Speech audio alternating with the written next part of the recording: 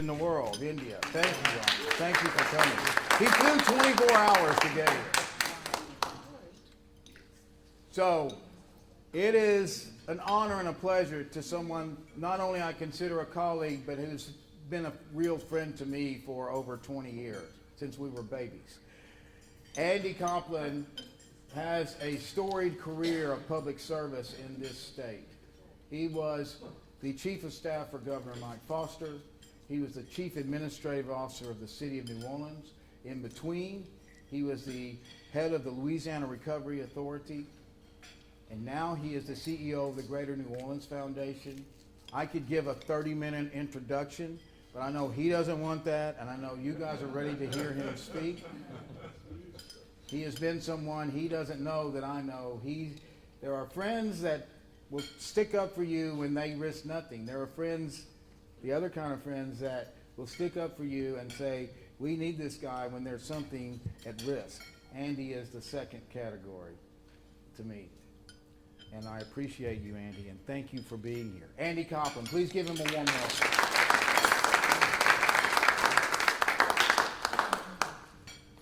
Got to get mic'd up before I can start.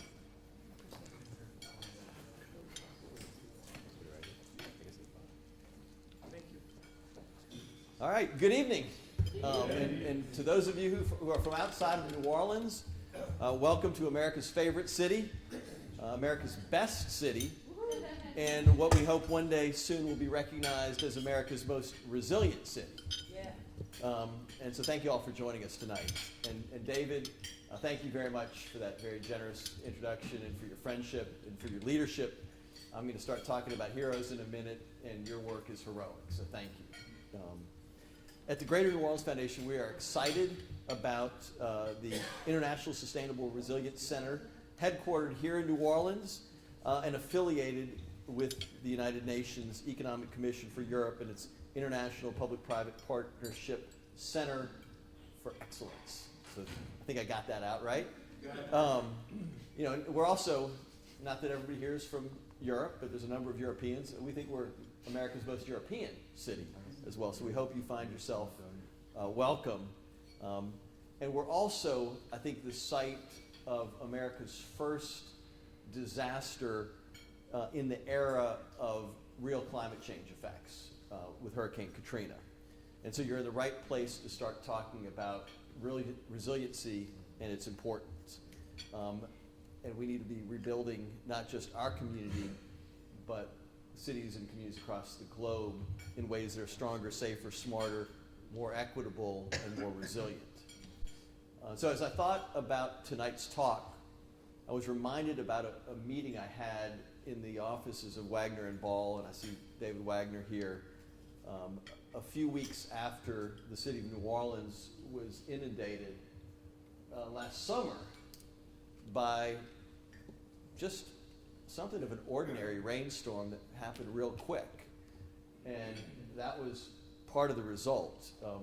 If you're here at the Jung Hotel, you know that the owner of this hotel has now started to build his own levee around the building because literally he wants to make sure that his building can withstand and continue operating floods like this, which has flooded his building a number of times.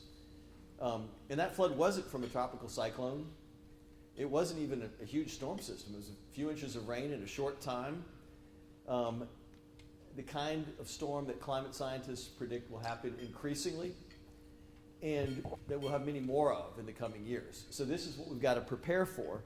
And so I joined David's colleague and some business leaders at Wagner and Ball saying, what can we do to manage this stormwater risk? What is it that we need to do? What kind of green infrastructure do we need? What kind of additional capacity for water storage do we need? And his answer was striking. He said, you all need to do something, or we need to do something heroic.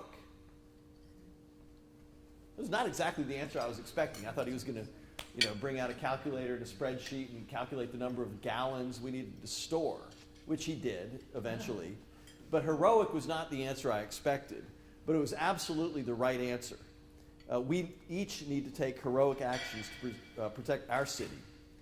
We need to do that individually, and we need to do it collectively. And I think we need to redefine what heroism really means in the fight for our futures in communities across the globe. So we want to harness the energy and the passion that heroism inspires to get us to do big things, bold things, great things, difficult things.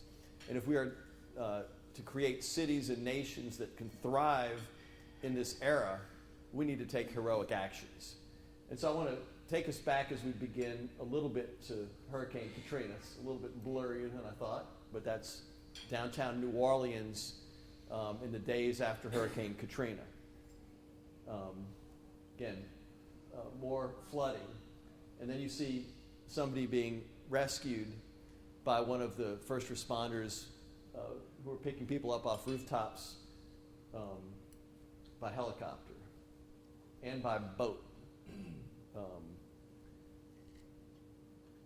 And more boats.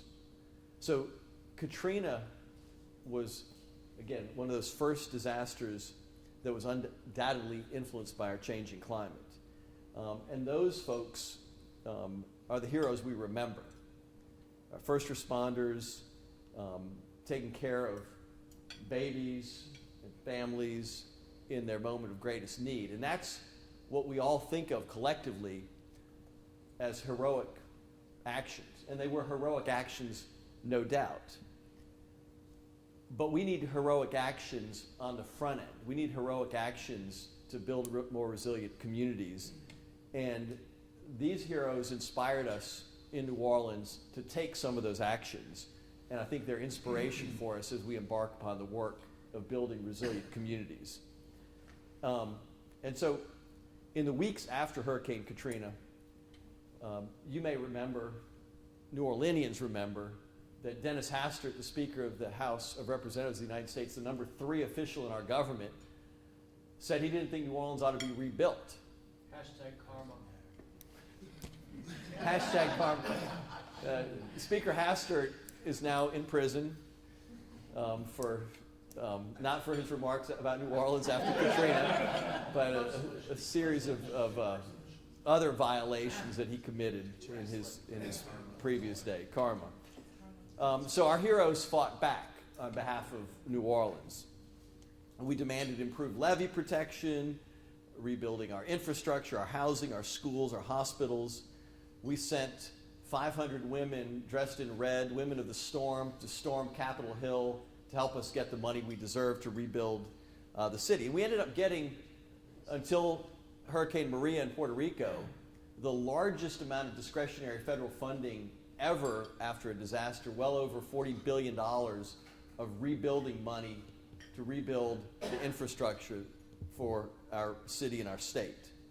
So we got $14.5 billion to rebuild our hurricane protection system. This is the Great Wall of New Orleans. This is a mile long, 30 foot above the ground, and I don't know how far under the ground, storm surge barrier that was built after Katrina. This is what it looks like close up. That's 30 feet above the base level of that water system. We rebuilt all the levees, and we built pump stations. The traditional way we've been fighting to protect ourselves for, I don't know, decades, maybe hundreds of years here in New Orleans with traditional infrastructure. We spent billions, a couple billions, rebuilding all of our schools. We built a $1 billion new state hospital. We built a $1 billion new hospital for our veterans. We built new fire and police stations all over the city. This one you can see is elevated above the base flood elevation. We built a series of new libraries designed to be more resilient than what they were replacing. We rebuilt all of our public housing in ways that were more resilient structurally, but also more resilient socially. So we had the mixed income multifamily, so it wasn't just concentrated poverty. And they were also managed privately, because quite frankly, we found that public management of housing resources is not a best practice, and the incentives of private owners of public housing are much more aligned to keeping high quality housing in place. And so our public housing, which was once a place of crime, poverty, joblessness, is now a place of mixed income, high quality, safe, and attractive places to live. We built a new $1 billion airport terminal that you all hopefully flew into, many of you flew into. We're one of the 10 fastest growing airports in the nation for much of the last decade.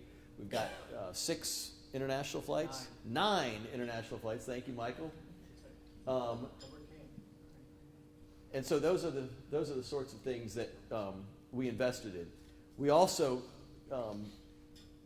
have worked hard to develop a culture of entrepreneurship and to diversify our economy.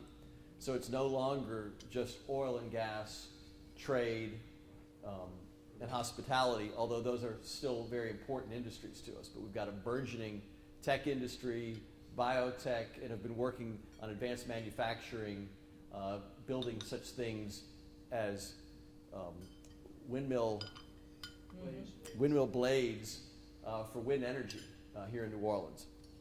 And so my colleague, Michael Hecht, who's sitting right there, who runs our economic development organization for the region, along with his colleague Quentin Messer, who runs the city's economic development organization. Michael's described the period after Katrina as one of radical resilience. And we proved against all odds that we could come back.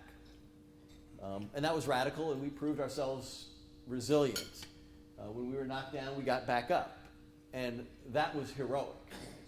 So we had heroic leadership at every level of our community, working to bring our community back.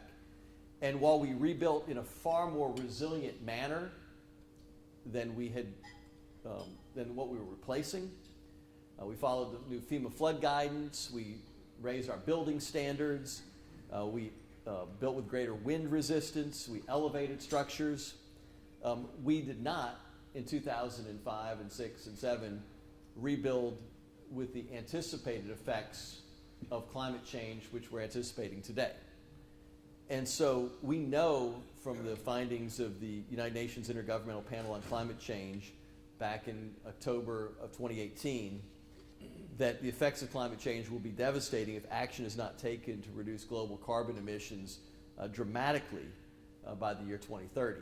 So we've got a lot of work to do. And so if we needed heroic action after Katrina, we need even more heroic action here in New Orleans, across the United States, and across the globe for us to be able to maintain thriving cities for which we can all be proud and be happy and safe to live in.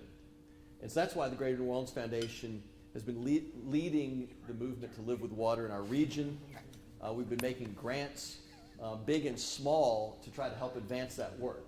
So here's an example of some residential intervention. So we believe that everybody's got a role to play, whether it's this lady with a rain barrel installed to pull the rain from her roof, to store it so it doesn't hit our water and sewer system immediately, or this homeowner who's taken an impervious front yard and made it permeable as another way to get water storage in place on a micro level. And if we think we have dozens and then hundreds and then thousands of interventions like these, it will make a difference from that flooding picture that we first showed you. We've got folks who are, again, building different green infrastructure in people's front and backyards, helping reduce vulnerability to flooding across our neighborhoods.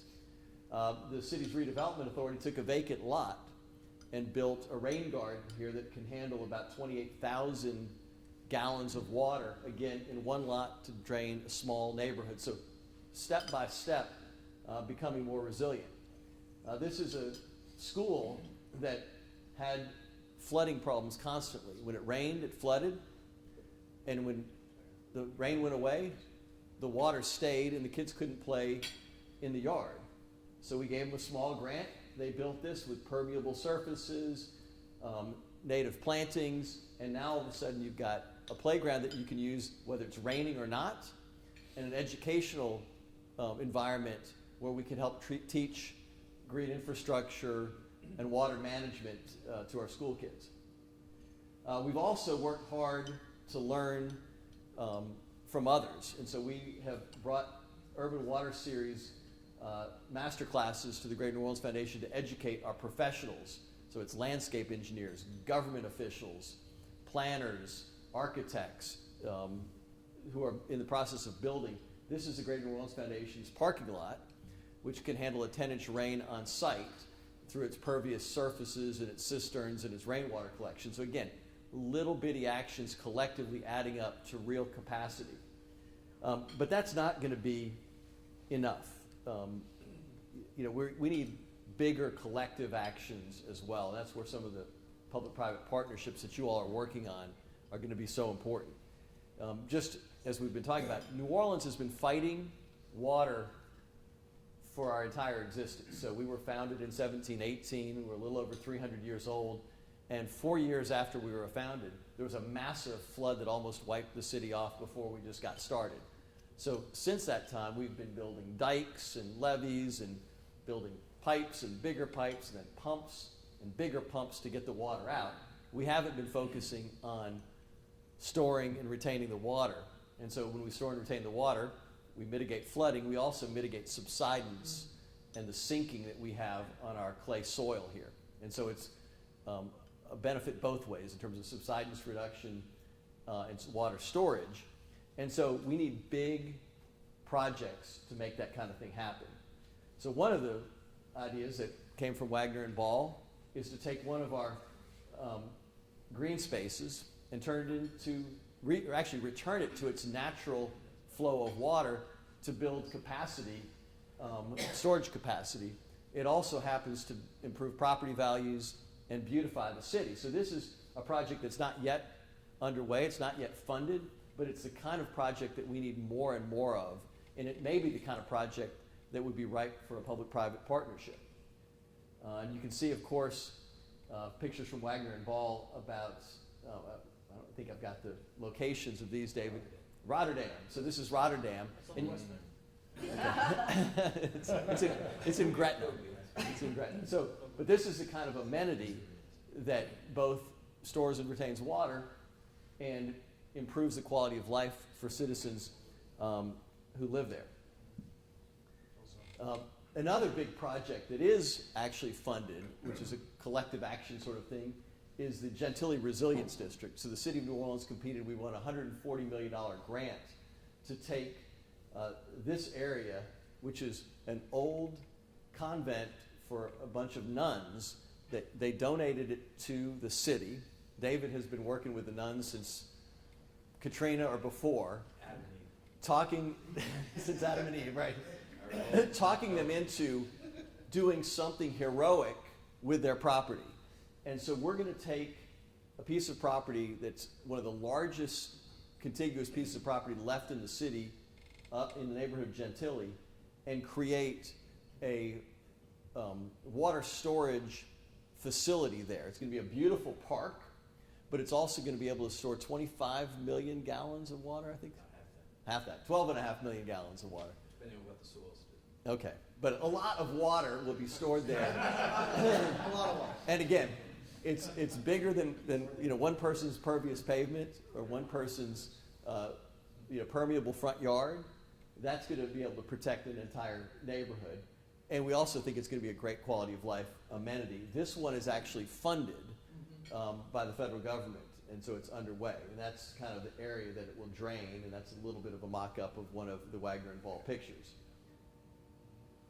The other thing that we're worrying about is the state's coastal master plan. So in addition to fighting with subsidence and urban flooding in the city of New Orleans, our coast, which is built from the Mississippi River Delta, is also sinking, because when we decided to keep the river from flooding our city, we built levees to contain the river. We don't have spring flooding anymore to push silt across the delta. All that silt in the river goes out into the Gulf of Mexico. And as a result, the lands surrounding it have not been replenished, and they're beginning to sink and erode, and the effects of rising sea levels will compound that problem. So this is a project the Mid-Barataria and Mid-Breton sediment diversions, two large river diversions that the state has funded as part of the Coastal Master Plan to literally cut a diversion and cut a hole in the levee through engineering and run Mississippi River water and Mississippi silt back into the delta around it to build land, which will further protect the cities from hurricane storm surge. And so these are billion-dollar, multi-billion-dollar projects. Again, we couldn't build these fast enough to protect us. And again, it's an area where the state's got a $100 billion master plan. They've got about $11 billion of money to fund it. Talk about an area for a public-private partnership need. Because if we can harness the capital, we know the benefits on the back end. If we build this project in 30 years, it's not going to work. If we build it today, it can start to have an impact. So again, we've gone from the small to the grand, and we are big supporters of the Coastal Master Plan, but it needs to be sped up, and it needs to be sped up with private capital. So we're continuing to make investments to support this effort. We've invested in the Water Institute of the Gulf, which is the research hub for the Coastal Protection Authority. We've also invested in a group called the Center for Planning Excellence, which has been working to support Governor Edwards and his resiliency efforts at the state level. So he issued an executive order last week announcing that all of the state's projects for construction have to be viewed through a lens of resiliency before they can get approved, to make sure that we're building in a more resilient way, spending money smarter than we otherwise would. And so that's something that's important to us. So all of these are reasons that we're as excited as we are about this convening. The biggest projects, the ones that require collective action, are the ones where we need the private sector's investment and public-private partnerships like the ones that are the subject of this week's conference. We don't have the money or expertise to rebuild our city's water system quickly enough without it. We don't have enough money or expertise to rebuild the coast quickly without a public-private partnership. And we think that we, through global cooperation, can learn the ways to do this best, and hopefully we'll have some things to share with you all who are our visitors in terms of innovative technologies, innovative financing strategies, and making these things come to life quickly. We're also excited about the ISRC's commitment to people first. At the foundation, we have a commitment to equity, and we believe that it's really important that we make sure, as we're thinking about our projects, that we think about the roles of people on the front lines who are the most vulnerable to all of the disasters, whether they be financial, whether they be environmental. Folks on the front lines are the ones that are least able to get back on their feet and need the most help and need the most protection. And the commitment to having a people's first strategy for your public-private partnerships matches our philosophy for how we should do these things well. And so I want to commend you for that leadership. And we think that, again, there's a couple areas that we're doing work that we would describe as examples of this. One is our partnership with the City of New Orleans and the Deep South Center for Environmental Justice to come up with an equitable strategy to mitigate and adapt to climate change here in the City of New Orleans, which was developed by grassroots leaders, and it's designed to identify what are particular actions individuals and neighborhoods can take as part of the city's efforts to reduce the impact of climate change on families. The other thing is how we've worked with our employers to try to help develop a curriculum for entry-level training for jobs in the water economy. And so GNO Inc. and others have been leading the work on the higher skilled areas. We're trying to work with the lower skilled folks because we've got a massive unemployment problem, particularly among our African American men in this community, where 44% of them are underemployed. If we can get them trained for jobs in the growing water economy, we'll be able to make them more resilient, financially sustainable, more prepared for the shocks and stresses that come with climate impacts, and also let them help rebuild our city. So that's another area that I think that people first philosophy really matters. So thank you so much for being here. The challenges we face require heroic actions, collectively and individually.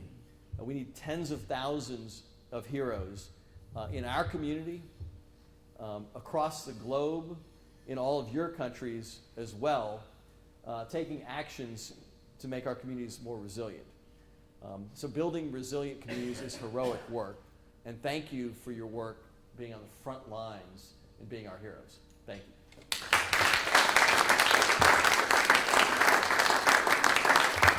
Any questions for Andy? Well, Yes, one question, two questions. Okay, first Diogo in the back, and then Jeff. Good evening. My name is Diogo, and congratulations. I'm overwhelmed about this. I mean, the effort and the thinking and the skills and the resources that you need to change the way you are living not many years ago, and the way that you want to live in the near future is amazing. Congratulations.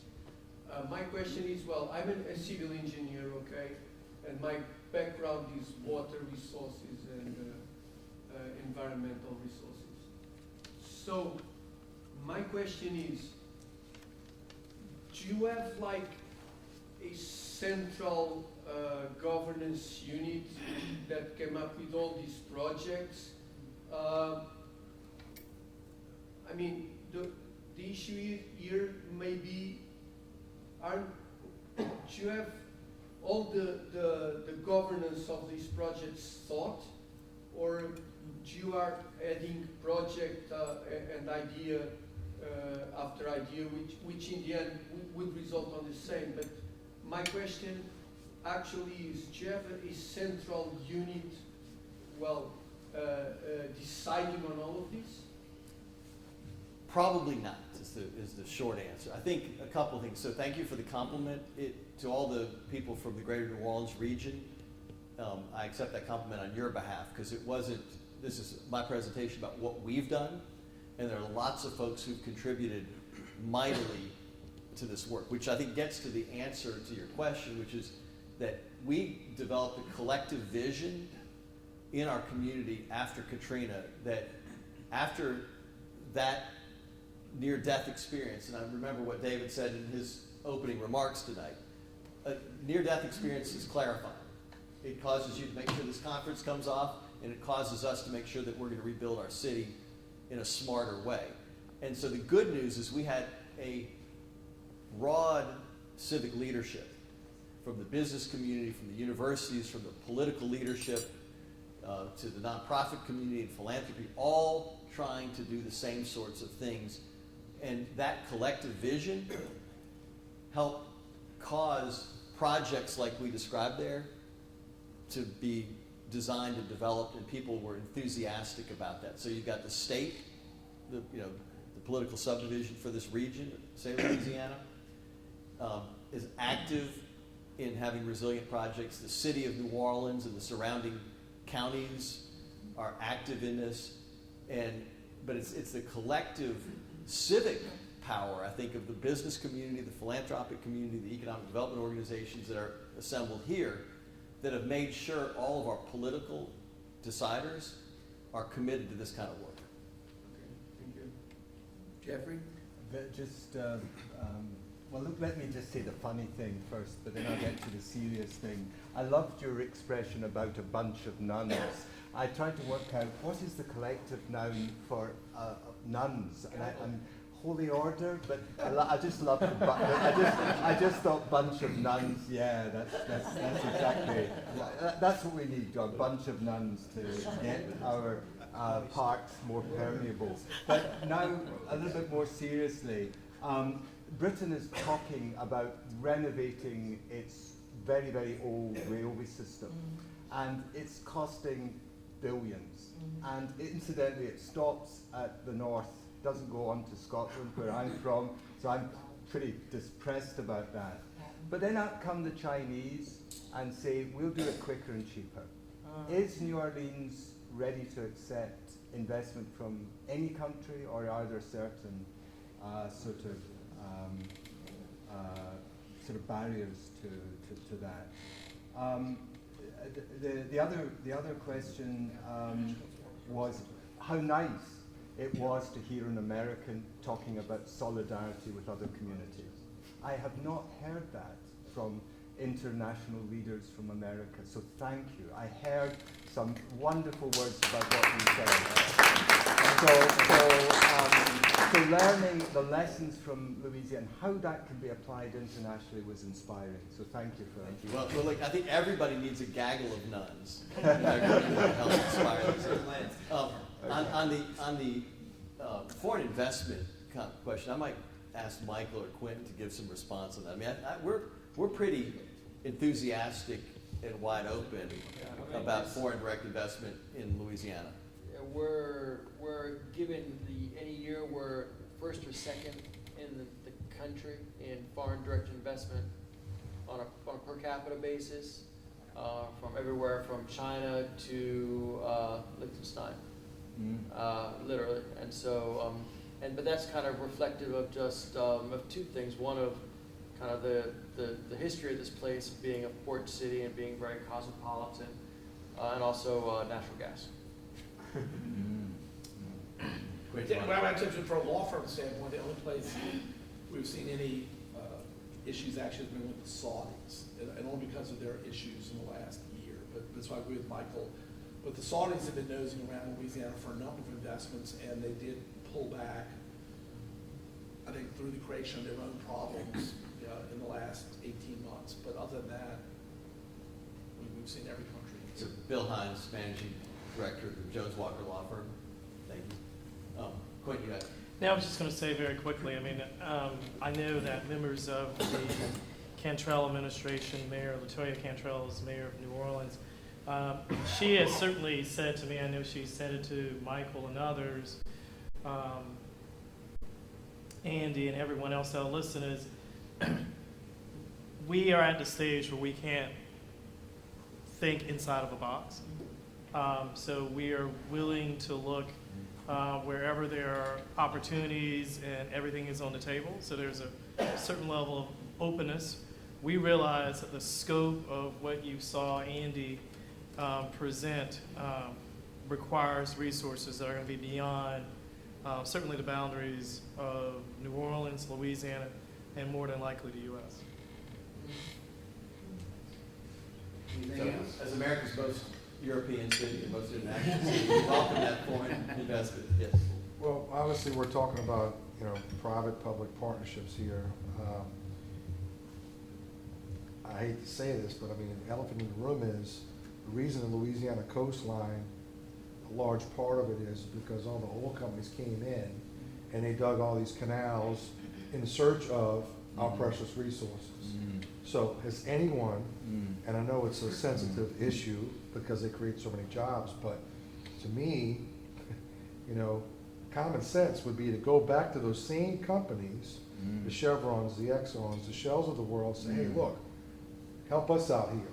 We got to save our coastline. We got to restore our coastline. Help us, help you by staying here and doing business.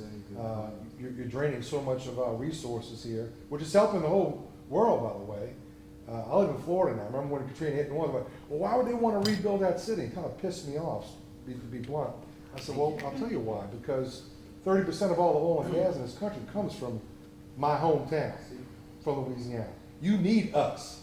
That's why we're going to rebuild Louisiana. But it seems to me there should be some social responsibility of the people who help contribute to the problems to help solve the problems. After all, they're making billions of dollars off of what's here. It seems to me they should be motivated somehow to help participate in a restoration of what we're talking about. Has anyone ever presented that? Well, and I think I'll let Michael answer a little bit. I mean, I talked about the Mississippi River levee being part of the cause, but you're right. Canals dug by the oil industry were also part of the process. The oil industry has been very supportive of efforts to get revenue sharing back so that we can use that collective good that we've been providing energy to the world out of South Louisiana. And the fact is that if the oil was drilled on land, the state where that drilling takes place gets 50% of the money in terms of severance taxes. If it's drilled offshore, we get basically nothing. And so the question has been for us, we've gone to Congress many times and said, look, give us a share of the federal take on that severance tax the way the land-based states get it, and we will promise to invest it in restoration. So that's been the collective approach that the state and the industry have taken up until recently, when the state has entered into some litigation because, frankly, Congress wouldn't act on the partnership between the state and the industry to restore the coast. And so now they've moved to litigation, but it has its negative consequences as well. So, you know, it chases off investment, but I think, you know, the governor has made a decision to go the litigation route, but that has other consequences that are not as beneficial, frankly, as revenue sharing would have been in partnership with the industry. Michael? Right, I mean, you said it. I think the point to make that people miss is that for the energy companies, it's not social responsibility, it's shareholder responsibility. They've got so much invested on the coast in terms of infrastructure and Port Fourchon and all the facilities and their people, that it's just enlightened self-interest to make sure the coastline remains sustainable. So I had a particularly snarky reporter with manicured eyebrows once asked me if he thought that it was a conflict of interest that the Chevrons and Shells of the world were involved in supporting coastal restoration efforts, Engonoff and Gino Inc. and a lot of the environmental nonprofits. And I said, it's not a conflict of interest, it's a confluence of interest. And what we found in this region is that when we can find the places where doing right and doing good, where morality and money come together, we're able to make a lot of progress even in this hyper-partisan environment, whether it's the coast or criminal justice or early childhood education. When we find those things that kind of, appeal to both sides of the emotional brain, we get something done, and the coast has definitely been one of those. And so in this weird world we live in, the Coastal Master Plan is a science-based, bipartisan document that gets renewed every 5 years unanimously. And again, it's science-based and bipartisan, which is kind of like a unicorn rainbow. Well, But thank you. I mean, yeah, I mean, I live in Florida, but I'm from here. But I mean, the rationale was, I don't remember exactly when it was during when oil was really crazy expensive, 2008, 2009. All these big companies started exploring off the coast of Florida, looking for oil, and we got tons of it. The people in Florida said, no freaking way. You're not going to be digging canals into the Everglades looking for oil. It ain't going to happen. No way, no how. And there's tons of oil there. But you have to have a